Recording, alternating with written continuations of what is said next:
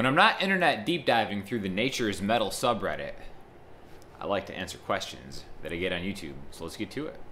Q&A question, hey Sean, do you like the Red Hot Chili Peppers? If you do, tell me what your favorite song is. Do I like the Red Hot Chili Peppers? Of course, I love the Red Hot Chili Peppers. Probably the most influential band for me growing up as a musician. Huge fan of all their stuff. Massive Frashani fan. Really, I love every member in the band. Now, my favorite song, I think I'll give you my top 5, which I think some people have told me is a strange top 5. Counting backwards, number 5, Parallel Universe. Awesome song if you never checked that out. Number 4, Minor Thing. Vastly underrated track that is kind of buried on the back of that album. Number 3, Hey. Also kind of buried in Stadium Arcadium just because there's so many songs. Which, like, what an impressive achievement Stadium Arcadium was. It's like over 2 hours of music on a double album. Anyways. Number 2, Dosed. Fantastic song. Love that one. And the top spot goes to Soul to Squeeze, which I think eventually I might do a lesson on soon because it's such like an awesome... Like, learning Soul to Squeeze on guitar and bass really made me understand kind of the synergy of those two instruments. And especially just kind of like the synergy between those two musicians. Really two of the best of all time at what they do. So yeah, huge Red Hot Chili Peppers fan. And also, check out the newest album because I don't think enough people are really talking about that. Because a lot of people, myself included, were a little bit less interested because Frashani's not there. But the newest album's fantastic, so make sure you hit that up too. Cover to cover all day, lost art really, storytelling, concepts, multi-discs. I missed that type of approach to music. Vinyl is picking up in sales and demand, and could album as a whole come back too? So last time we were kind of talking about the experience of listening to an album as a whole, and I really hope that's coming back. And I kind of think there's a lot of cyclical stuff, like the nature of kind of music and how it culturally evolves. But I think at its core there will always be a storytelling component that people will always gravitate towards. And I know nowadays it's a little bit different as far as just picking singles off, even just kind of like the way that music is released is starting to change. But I definitely feel like the concept album, or the concept of an album as a whole, is always going to be around. And I do think that with this kind of resurgence of vinyl and kind of just the experience of listening is making a comeback. Because, again, there's really nothing quite like... I see both sides of it, but there's nothing quite like listening to an album from beginning to end. Again, I just listened to Queens of the Stone Age, Songs for the Deaf, and listening to it in order is such a different experience than listening to just the singles. I remember, like, No One Knows was the big hit off that album. And again, awesome song. I probably burned myself out on it. I don't, like, bring that song up a lot. But then, like, listening to it in the concept, in the flow of the album, like, it blows my mind when that intro comes in. And I think that's what's definitely missing from the single thing, is how you can set up an album where, like, a pivotal moment of, like, maybe just the intro of a song just, like, hits you so hard. And that one really hit me on Queens of the Stone Age, which, by the way, check out their new single, Mark Ronson produced. Definitely cool stuff. But for sure, please, everyone, start listening to albums as a whole again, because we need to help bring that back. Pentatonic major minor scales are crucial, and many have done extremely well in their music careers playing nothing but.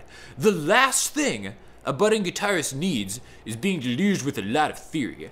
Pentatonic scales should be the foundation of any guitarist who wants to learn to play with soulfulness and feel. The major scale is the worst for trying to play soulfully and from the heart. So just like the pentatonic scale is the foundation of soulfulness, I feel that crapping on the major scale is the foundation for every salty blues player. And kind of like the stem of a lot of these salty blues comments. To say that, like, the major scale is gonna inhibit your guitar playing is like saying that, like, the rules of physics will inhibit your, like, ability. Like, I just don't understand how you can just crap on the major scale. Some of these things are just so mind-boggling that I really can't even, like, elicit, like, a proper coherent response. A question: when I started playing guitar, I used to do scales exercises with the metronome, many riffs, pieces of songs, but I often skipped playing full songs from start to finish. In time, I realized it was very important to play full songs, maybe along with the backing track or the original record, and made a playlist forcing myself to play each song 5 times every day. By avoiding playing full songs, I think I improved my skills slower than I should have done. What do you think about this? How important is playing full songs, and in what ratio, if any, would you divide the practice time between scales exercises and playing full songs? This is a fantastic question, and I think a lot of people overlook playing full songs because and I'm guilty of this myself too. When I first started learning, I just kind of wanted to learn riffs and pieces of songs, and if I ever had to play a full song, I would have no idea what to do because some of the parts that maybe didn't interest me right off the bat weren't really there. But as soon as I started playing along to full songs, I kind of realized that's like the absolute best way to practice because you get almost like a view of the whole picture. If you're just practicing riffs, you may be really increasing your melodic chops and kind of like understanding the difference between melodies and stuff. But you're really kind of sacrificing almost like a songwriting nature that is a really important part of musicianship. So I think that playing along with your favorite songs, your favorite records, is probably the best way to get better quickly at any instrument, whether it's drums, piano, guitar, because you learn so much about comping and accompaniment and kind of like the different roles that an instrument has within a song. And not to say that that should really take away your practicing of scales and the music theory stuff that I like to focus on, because that stuff should always be in your mind, but I think that practicing along with actual completed songs, works, backing tracks solidifies the usefulness of the scales. So I would almost say like a 90%, 10% ratio of playing along with music and then just kind of like practicing, the mechanics of it is great. Now, the beautiful thing about practicing scales is that you can really isolate things and get a good thing kind of going from that. Like the one thing about the downside to playing with songs is maybe if there's a part that you're struggling with and you just kind of gloss over it, then there might be full minutes before you can kind of get back to that. So I'm a big fan of taking the difficult parts of what you're doing, isolating and drilling them until you never really have to even think about it. But once you kind of have that under your belt, definitely make a playlist or something that you can just kind of play along with, because I think that the repetition of doing that is something that'll really help just kind of like your memory and start training your brain to kind of think of having to remember like a piece of music as compared to just little kind of riffs or snippets. And again, that's something that was really difficult for me, but once I started doing this, I was like, why didn't I always do it this way? Super valuable. Definitely just crank out those full songs. Even another really good thing to do is just put on like Pandora or like Spotify and have something random come up, because that's a great thing to do for your ears and just to try to figure out where the changes are, how things are happening in real time, and that'll probably end up being some of like your most valuable practice you could ever do. Hey man, did you check out the new Harry Styles stuff? I know his origins and all that, but I thought he's done a tremendous job on his debut album. So Harry Styles is kind of you could say the front man of One Direction, and a couple of my students have been on me to check this out too, but there's just, I have my limits. I can't in good faith listen to a Harry Styles album, and that could just be me being a hater, but it's really just not gonna happen. There's too much bad blood, too much damage has been done. Same thing with kind of like the new Bieber album. A lot of people have been telling me the Bieber album's really good. I've heard a lot of it, and it does sound kind of good, but I just can't allow myself to go there, which, whatever. But hey, no judgment if you're a fan of Bieber or Styles. This is not really my thing. Question, I'm in high school and I just started playing in a covers band. I'm also learning how to write songs. Your videos help out, by the way. Someone told me that doing cover songs show a low amount of morality and I should stop. In your opinion, is there anything wrong with doing cover songs? No, there's nothing wrong with cover songs. A low amount of morality? That's kind of messed up. I'd like to hear the argument for that. In fact, you gotta learn cover songs first, because that's kind of how you understand how just songwriting works, by kind of seeing what's done before you. I would be incredibly impressed if someone just started writing songs without ever trying to see how a song was written. So definitely do cover songs, because again, some of the best practice you can get. You understand structure, arrangement, all that stuff. That's like the best way to learn anything, is to kind of see the high level way that it's been done and try to incorporate the things you like about it into what you're doing. So keep rocking those cover songs.